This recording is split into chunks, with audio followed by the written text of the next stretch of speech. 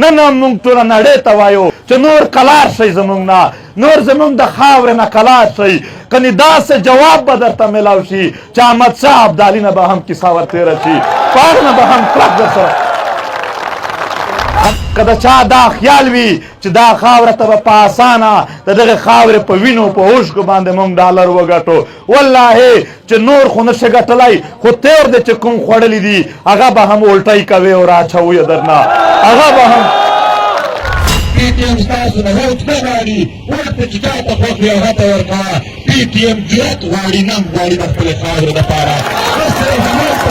انشاءالله مقابله جاري ده. خپله خاوره ورته ودرېږئ، په خپله وطن به ورته ودرېږو، مقابله کوو د هر څه، هېڅکله د خپلې خاورې نه ووځو نه. دلته د پولیس والا شهیدان کې یوه پې جنډې ولګوي او درې ګول ګول د ګلونو چې کوم غوي هغه پې کېدي، بس خبره ختمه، بس وینې توی شوې، ارزانې وینې وې، هېڅ تپوس یې نشته دی. په جنګ کې ورته فایدې دي، په جنګ کې ډالرې ګټلی شي، په جنګ کې پاپا جون جوړولی شي، په جنګ کې په آسټرالیا کې جزیرې اخیستلی شي.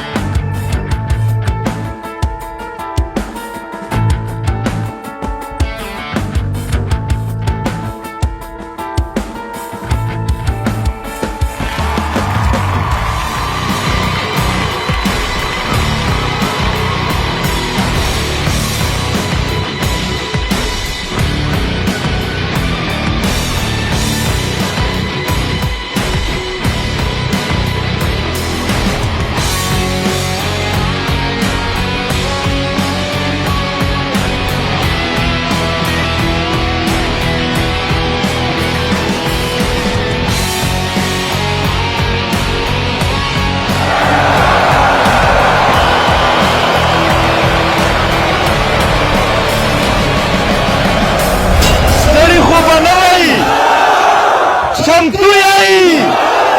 تکړه یې خپله خاوره ته امن راوړو، دهشتګردي ختموو،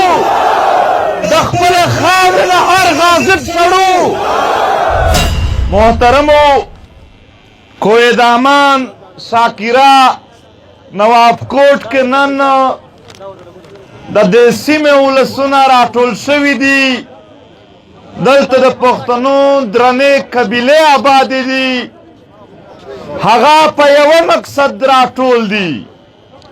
د خپلې خاورې امن او خوشحالي غواړي.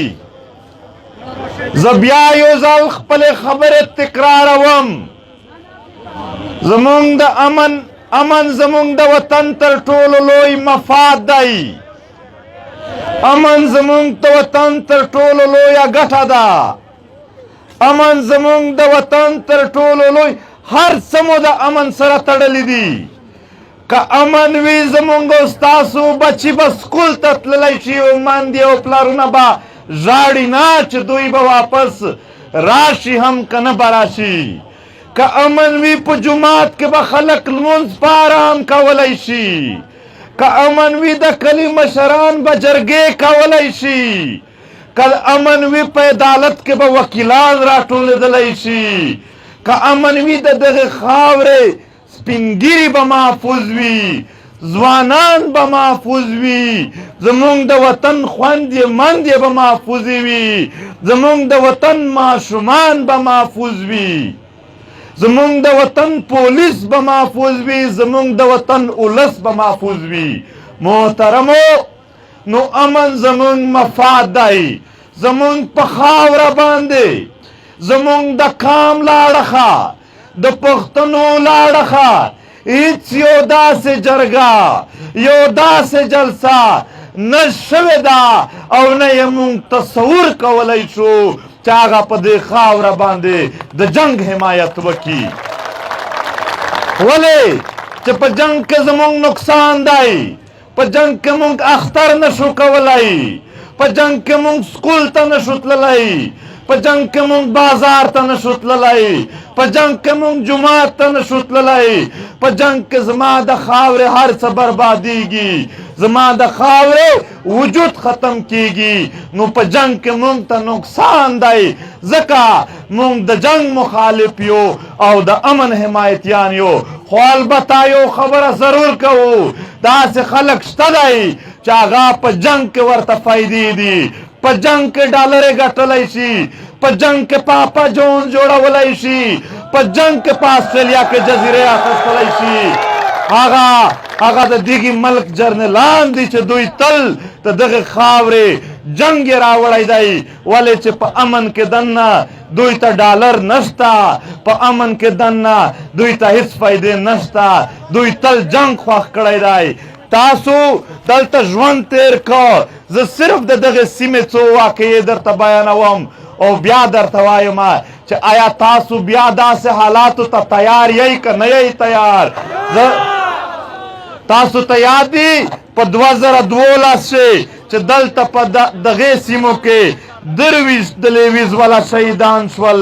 هغه ملک هاشم او ملک دوا خان درته یاد کوي چې څنګه یې شهید کړل. حاجی خیال اکبر یې په درادم خیل کې په ټارګټ کلینګ کې شهید کو. د ویستونی بوډا کورونه نن هم رنګ پراته دي. د درې د ملکانو په جرګه چې کله دماکا وشوه 450 کسان شهیدان شول. د درې جماعت کې په چاودنه کې 104 کسان شهیدان شول. دا شهیدان نه دي، په دې پسې زمونږ د مندیو د خوندیو او زمونږ د سپینګیرو او د ماشومانو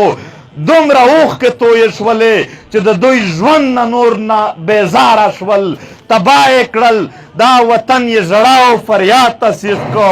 تاسو ته د یاد وي چې دلته دغې ریاستي خلکو د کویلې مزدوران راوړل، مړه یې کړل په یوه دره کې. 14 کاله پس د هغې کویلې مزدورانو صرف هډوکي هلته ومونده شول او مندیو او خوندیو ته یې او ماشومان یې په انتظار و، هډوکي ورته پیش کړل چې دا ستاسو وجود دی. په دې خاوره باندې دلته په سلګونو خلک ورک دي. هغه د کوه دامان په جنازه کې چې دماکا وشوله چې په سل نه باندې کسان شهیدان شول. هغه د قاسم خیل دره ګرل سکول 18 ماشومان در یاد کوي چې وړوکي د ګل په شان وجودونه یې د بارود باندې سوي وو، شهیدان پراته وو. تاسو د شیراکو دره باندې هغه بمباري در یاده کوي چې 15 ماشومان پکې شهیدان شول. ستا په جماعتونو، ستا په جرګو، ستا په مدرسو،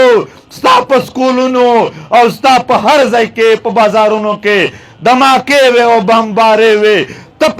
ستا پکې وینې توی شوې، ستا لوڅ دشمنه غوښه پراته وو. دلته د ګل په شان ماشومان په وینو لمبېدلي وو او په هغو وینو باندې چا ډالر وګټل او په هغې وینو باندې خلکو ځانونه جوړول. نو محترمو دلته تپوس دا کیږي، مونږ د ولسونو ته تاسو وینئ چې هره ورځ یوه یوه علاقه ته روان وو. مونږه هره ورځ د پښتنو یو سیمه ته ورځو. په تیر 3-4 میاشتو کې مونږ د پښتنو هره سیمه ته چې ورسېدلو نو تاسو ته یوه نتیجه راوړو. ای پښتنو، ستاسو مسایل د یو بل نه جدا نه دي، خو تاسو سره جدا یئ. ستاسو حالات د یو بل جدا نه دي، تاسو سره جدا یئ. تاسو بې اتفاقه یئ، تاسو یې یو بل بدنام کړي یئ. قبایلي سیمې په یو نامه باندې بدنام کړي دي، متنې او بړابېری په بل نامه بدنام کړي دي. لکه مروت نه واخله تر سوات هره علاقه یې د یو بل په نظر کې بدنامه کړې ده، ځکه چې بیا به زمونږ د یو بل را نږدېوالی، د یو بل اتفاق ممکن نه وي چې د یو بل په سترګو کې زمونږ د یو بل تحقیر موجود وي، بدنامي موجوده وي. دا بدنامي او دا تحقیر دا د زړونو نه وباسئ، ځکه چې دا د لکي مروت مسایل، دا د درادم خیل مسایل، دا د کوه دامان تر سواته پورې او تر کویټه چمن پره مونږ ګرځېدلي یو د ټول وطن یو شان مسایل دي. دا ته به یو کېږو او په یو انداز به د دغه جواب ورکوو. محترمو تاسو په پیښور کې اوسېږئ منصوبې روانې دي چې پیښور نور هم خوار شي چې پیښور نور هم په مخ نشي لاړ ځکه د پیښور ایخوا دیخوا چې څومره علاقې را تاو دي چې د هغې نه به پیښور یعنې وسیع کېده اکسټینډ کېده به هغه کې د غلو د نشو تماشې جوړې کړلې او دلته د علاقې بدنامې کړلې چې د پیښور ښار محدود شي بیا یې د پیښور ښار د نور محدود کولو دپاره بله منصوبه راوړه موږ د موټروې خلاف نه یو خو یوه موټروې د ډي خان نه اسلام آباد ته تېره کړله ډي خان بنو لکي مروت د وزیرستانونو خلک اوس چې دې خوا راځي روډونه خراب دي خو هغې خوا ته روډونه سم دي نو په اسانه تللی شي بله یې د سوات نه تر اسلام آباده پورې تېره کړه د اسلام آباد پورې هغه خلک اوس آسانې لارې دي ورته خو خپل پیښور ته یې ټولې لارې کندلې دي وایي مونږ روډ جوړوو مونږ ویل که رښتیا دوی روډ جوړوي دوی چې کله روډ وکنده مات یې که بیا ویل فنډ ختم شو نو فنډ خو په هغه ځای کې موټروې ته نه ختم کېده دلته څنګه ختم شو خو پیښور بایپاس شو په یو انداز یې محدود کو د ده نه تاو چې څومره سیمې دي هغه یې بدنامې کړلې چې په هغه کې څوک آبادي نه وکړي یو تعلیم یافته سړی هلته ژوند نه وغواړي او بیا یې بایپاس کو ایخوا دیخوا یې د پښتنو نه روډونه تیر کړل دا یو فطرت دی چې یو ډاکټر ستا نه 80 کیلومیټر لرې دی او یو 10 کیلومیټر لرې دی 10 کیلومیټره ته روډ نشته 80 کیلومیټره ته روډ شته نو مریض به ته چیرې وړې چیرې بیا په 10 کیلومیټره کې په پیدل او په کچا مزلونو کې وړې خو خلک به هغه ځای ته وړي چې چېرته پوخ ځای وي پوخ روډ وي داسې به د دغې وطن هغه بایپاس یو لګیا دی یو منصوبه انداز سره د پښتنو هغه مرکزي ښار هم په دې انداز بدلیږي بل خواته په تا باندې د بادامنې یو نوی جنګ نوی خو نشي ورته ویلی د هغې تیر جنګ یوه نوې څپه در باندې راولي په دې پیښور کې په یو ډېر حساس ځای کې په سل نه باندې پښتانه په پولیس لاین کې شهیدان کړل نتیجه یې څه وه آیا په دې ملک کې تاسو څه تحقیقات ولیدل یو عدالت مو ولیده یو پارلمان مو ولیدل چې په دوی خبره کړې وي نشته دی دلته د پولیس والا شهیدان کې یوه پې جنډې ولګوي او درې ګول ګول د ګلونو چې کوم غوي هغه پې کېدي بس خبره ختمه بس وینې توی شوې ارزانې وینې وې هېڅ تپوس یې نشته دی او دوی د دا انصاف خو نه وی ورکړی چې دوی دلته انصاف ورکړی وای خو چې کوم د پولیس والا د انصاف دپاره غږ پورته کړی و هغه پولیس والا لرې کړل او ختم یې کړل او ویې ویل چې زمونږ په صفونو کې په کام وطن ننګ کوونکي خلک مه پرېږدئ ویې باسئ د دغې ادارې نه نو بس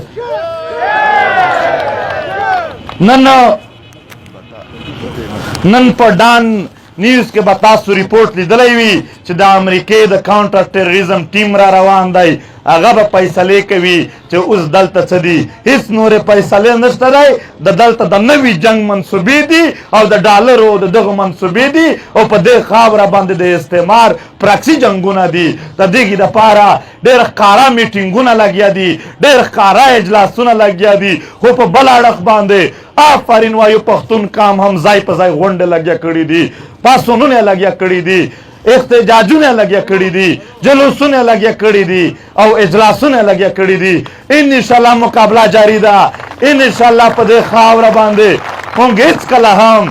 دا استعماري منصوبه ته د امریکې نه واخله د پاکستان تر جرنیلانو پره هغو ته موږ دا پیغام ورکوو چې موږ ستاسو سره څه بد کړي وي چې زما د ماشومانو ټوکړې ټوکړې جسمونه دې واچول څه بد مو در سره کړي وي چې په دې خاوره باندې تا جنګونه راوړل څه بد مو در سره کړي وي چې موږ د غرق او تباه کړلو نن هم موږ ټوله نړۍ ته وایو چې نور کلار شئ زموږ نه نور زموږ د خاورې نه کلار شئ کنې داسې جواب به درته میلاو شي چې احمدشاه ابدالي نه به هم کیسه ورتېره شي په هغه نه به هم کلک در سره که د چا دا خیال وي که د چا دا خیال وي چې دا خاوره ته به په اسانه د دغې خاورې په وینو په اوښکو باندې موږ ډالر وګټو والله چې نور خو نشي ګټلی خو تیر دی چې کوم خوړلی دي هغه به هم الټی کوي او راچوي درنه هغه به هم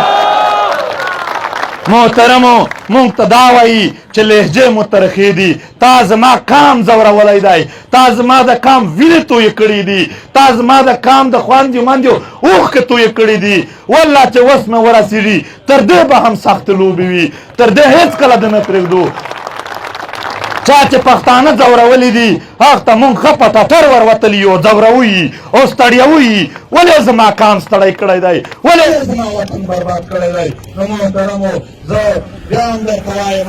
چې زموږ د کام مسایل یو دي، حالات یو شان دي، خو کام یو شان نه دی. کام به راټولېږي، کام به د خپل وطن خبره کوي. ورونو دلته د مختلفو ګوندونو خلک ناست دی، هغو ته هم وایو پي ټي ایم ستاسو نه، پي ټي ایم ستاسو نه ووټ نه غواړي، ورته چې چا ته خوښ وي هغه ته ورکوه. پي ټي ایم جرأت غواړي، ننګ غواړي د خپلې خاورې دپاره. بس د جرأت په میدان کې زموږ ملګري کوه، د جرأت په میدان کې زموږ ملګري کوه. موږ د دغې ظالمانو سره لاس او ګرېوان یوازې د کام دپاره یو، د وطن په خاطر یو. او زه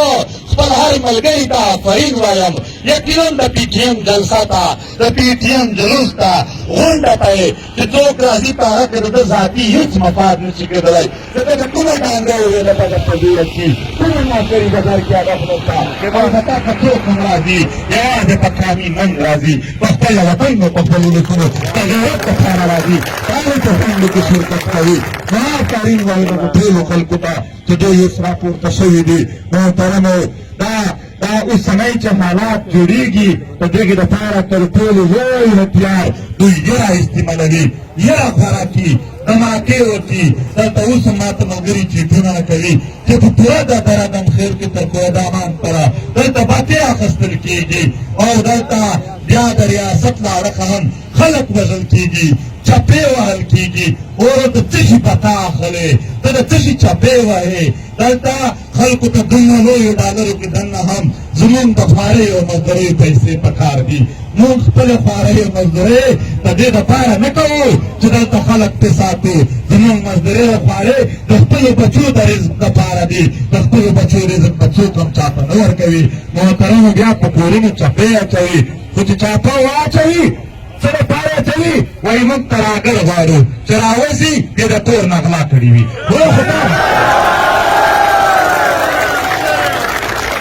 ډېر که تراګري چې غواړې نو زما د ګاډر ټرن نه واخله، د صندوقونو تر سامان پره په هغه کې تاسو لیدلي دي. خو البته تراګري ختمول که د دوی کار وای، په 100 کاله کې 100 اپرېشنونه وکړل خو ختم کړی به وای. خپل روزګار دی ولې ختموي؟ کاروبار یې په دې کې روان دی. لهذا نور د دغې وطن نه دا ډرامې ختم شي. د دې دپاره متحد اوسېدل دي، د دې دپاره هم آهنګي جوړول دي، د دې دپاره یو کېدل دي. دا د خیلونو، قبیلو، سیمو او د ګوندونو خبره نه ده، دا د پښتون قام خبره ده. د حیثیت قام به ورودرېږو. زموږ مسایل زیات دي او بیا د دې زړورو خلکو د لاسه دي، خو خدای پاکې موږ ته هم علاج ښودلی دی. هغه علاج دا دی چې خپل قام متحد کا، دا قام چې په اتفاق وي، هره مسله ته، هره نیستي او خواري ته، هره دهشتګردي ته او د دنیا هر قوت ته موږ د دغې قام په اتحاد باندې شکست ورکولی شو. لهذا خواري وکئ، قام متحد کئ، په قام کې تفریق مه کوئ. د دغې وطن هر ځوان زموږ دی، هغه که په کوم ګوند کې هم دی، ملا علمي، ملک مشر، هر څوک زموږ د وطن خلک دي، بل وطن نشته دی. محترمو ډېر سخت یې تنګ کړي دي پښتانه. نن هم په پښتونخوا کې چې څوک دومره 40-50 لکه روپۍ لري، هغه ځي چېرته د پنجاب کې کور اخلي. دلته پښتانه ته خپل خاوره د تنور په شان جوړه کړې ده چې ژوند نشي پرې تېرولی، ژوند یې ورته مشکل کړی دی. نن به حیثیت قام ته دغې ځای ته مجبوروي چې دا وطن پرېږدئ. پښتنو که تاسو نه دا وطن د لاسه لاړو نو ستاسو چېرې بل وطن شته دی؟ بل وطن نشته دی ستاسو. په خپله خاوره ورته ودرېږئ، په خپله وطن به ورته ودرېږو. مقابله کوو دا څه هېڅکله د خپلې خاورې نه ووځو نه. 50 لکه روپۍ پرېږده چې 50 توره هم وي، په خپله خاوره ابادوو، په خپله خاوره جوړوو، په خپله خاوره ورته کوو. همدا وایو چې هېڅکله به هم ستاسو تحریک ستاسو په مفعالاتو کمپیوټر نه کېږي. هر یو هر باکه استعمالېدله که موږ ته د کرسۍ افرونه کېدل که د پیسو افرودونه کېدل که جیلونه وو که شهیدان کېدل وو خو 15 کاله کې هم درته ثابته شوله چې ګولۍ زموږ ملګرو په سینې وخوړلې جیلونه یې تېر کړل هر قسم حربات استعمال شوه نن هم دی نه په ډګر ولاړ دی او د خپل خاورې د وطن خبره کوي تاسو د خپل تحریک سره ودرېږئ دا تحریک ستاسو دی دا تحریک د یو فرد نه دی دا تحریک د یو سیمې نه دی دا تحریک د یو ګوند د یو پارټۍ نه دی دا د ټول قام دی د قام هر وګړی په هر ځای کې ما په لاره کې راودرولی چې دا کار داسې ولې او داسې ولې ځکه هم چې تپوس حق لري ولې چې دا د ټول قام تحریک دی او موږ خوشحال یو چې ټول قام منیس القوم موږ ته ډېر غټ سپورټ راکړی دی او راکوي آخري خبره دلته کوو دلته د دوو قومونو په منځ کې په ځمکو باندې جګړه ده د اکاخیل او د متني په منځ کې ورور اکاخیل او متني دا پښتانه دي ژبه یوه ده تاریخ یو دی مسایل یو دي د دوی په نفاق کې د یو هم ګټه نشته د دوی په اتفاق کې د دواړو ګټې دي لہذا موږ دا دومره لویه مجمع دوی دواړو ته خواست کوو چې جنگ نه امن تربورولي نه ورورولي مسله جوړول نه حل کول موږ خواست ورته کوو چې دوی د دا لانجه ختم کی او د ورونو په شان د یو بل ته غاړه ورکي او د دغه خاورې د مسایلو په ختمولو کې دی راټول شي موږ به هم ټول د دوی سره ولاړ وو نو ډېره مننه کوو خوشحال اوسئ وطن مو دی بیا بیا به سره مخ کېږو او بیا به یو بل ته ودرېږو او بیا به یو بل ته خبرې کوو البته په یو شي باندې په یو عمل باندې یقیني شئ چې د خاورې دفاع دپاره د دغه خاورې مور وطن د تحفظ دپاره د خپل قام د ژغورلې دپاره چې کوم عمل ته هم ضرورت شو ښه په جرأت به په مخ ته ورځو